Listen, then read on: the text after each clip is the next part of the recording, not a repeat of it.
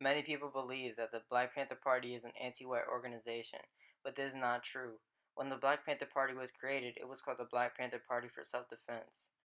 When the organization was first created, it was intended to be a local organization and not evolve into something so large.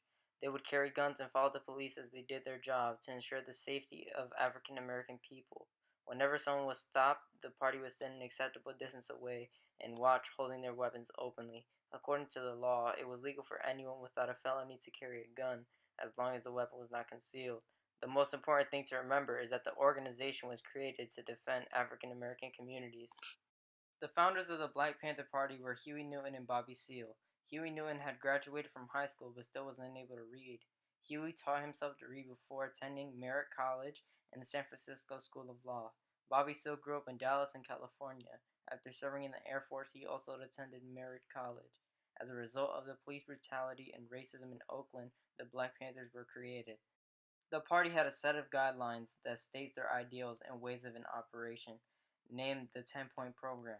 The 10-point program includes demands such as number 1, the freedom to determine the destiny of the black community; number 2, full employment for African Americans; number 3, an end to the robbery by the capitalists of our community, in other words, reparations; number 4, decent housing; number 5, education for African Americans that teach true history; number 6, all black men to be exempt from military service; number 7, an immediate end to the police brutality and the murder of black people; number 8, the freedom for all imprisoned black men; number 9, all black people when brought to trial to be tried in a court by a jury of their peer group; number 10, land, bread, housing, education, clothing, justice, and peace.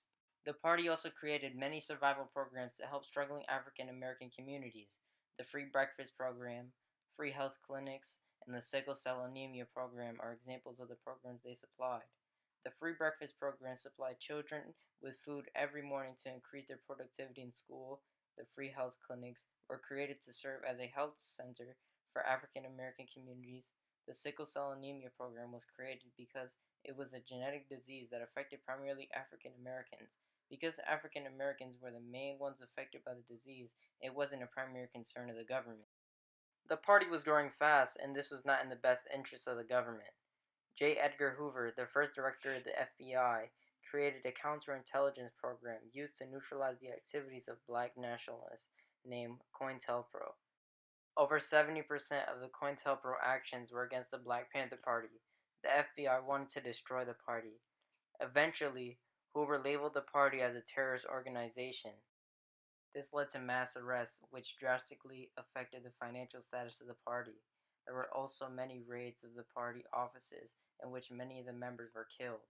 Because of the amount of pressure placed on the party, people were scared to join, which affected their recruitment.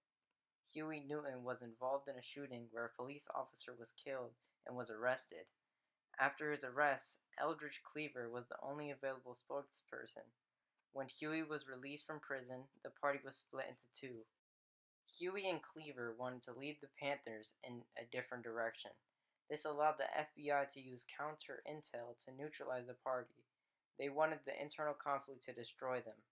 As the numbers of the party decreased, all of the members were called into Oakland, where Bobby Seale planned to run for mayor.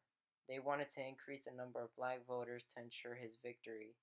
Bobby Seale lost the election, and the party took a turn for the worse, and many members began to leave.